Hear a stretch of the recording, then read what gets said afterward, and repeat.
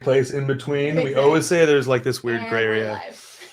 And now we're out of the weird gray area, and we're in the Building Bellingham studio, and it is season 4, episode 3.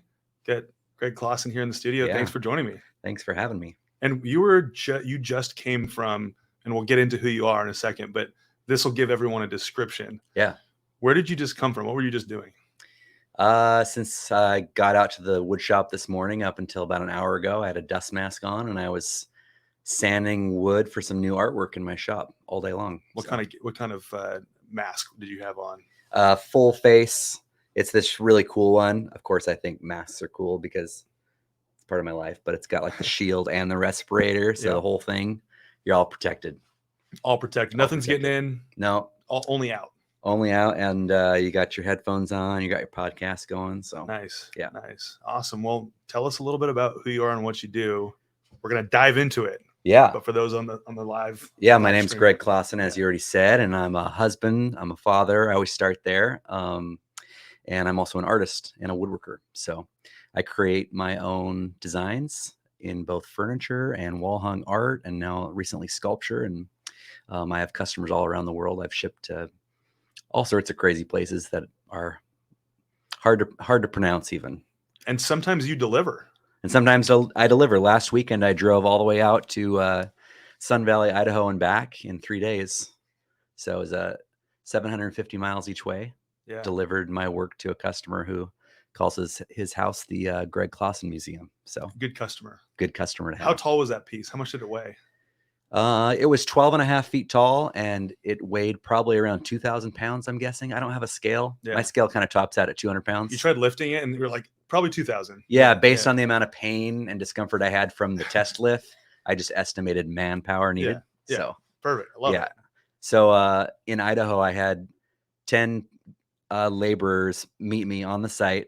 They were scheduled to show up at 1 p.m. They showed up 10 minutes early, and by 1:01, we delivered a 2,000 pound, almost 13-foot sculpture up these big landscaping steps into my customer's home, strategically placed in one spot and leveraged up and positioned to marked spots on the floor. And they were driving away within 15 minutes. And you were just sitting there like, what's next? Yeah. Oh, wait, I have to go home now. Yeah. And one of the things that's really awesome that we'll obviously jump more into, one of the things that your business has grown around, among other things, has been this river, this concept of the river table. Tell us a little bit about that for those that are watching. Yeah. So when I decided to become an artist for a living, my aspiration was always to do my own designs, create work that didn't start on Pinterest, didn't start in a catalog, didn't start in someone else's brain, but started in my brain. And so I had a lot of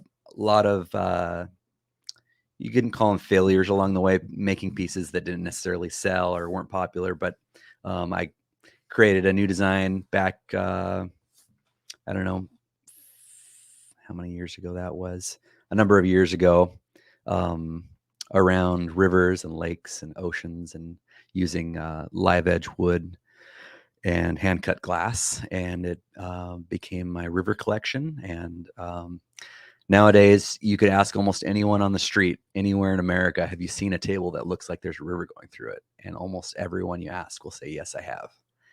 And that's pretty crazy. Amazing. That started in my shop. So started in your brain. Started in my brain. You accomplished that mission. Yeah. It started all as an experiment like the other ones. Will this work? I don't know. Yeah. So I just have to make it and find out. Well, I'm super excited to talk with you, hear your story. One of the things you just said when you introduced yourself that resonates a lot with me is you introduced yourself as a husband and a father first. Yeah. And I'm excited to talk a lot about that because I just became a father, and that's very relevant to me. Wow. So, and there are a lot of people out there that are balancing their life and their business and their dreams and all of these things. So I'm really excited to share your story and talk from that perspective. Right on. Yeah. That your priorities get tested when you have a business. Yeah. And there's demands on your time and opportunities come up. And so just about every week you're making decisions that affect your family. Yeah. You know, will you say yes to that job that just came that needs to be completed soon? If you do, will it take you away from your primary role as a husband and father. So I love it. yeah, it's an important thing to think about. Yeah. And you're located up in Linden, is that correct? Yeah, up in Linden. Yeah. Right on. So kind of out in the county. Yeah. I'm not identifying too closely with any particular town. Yeah.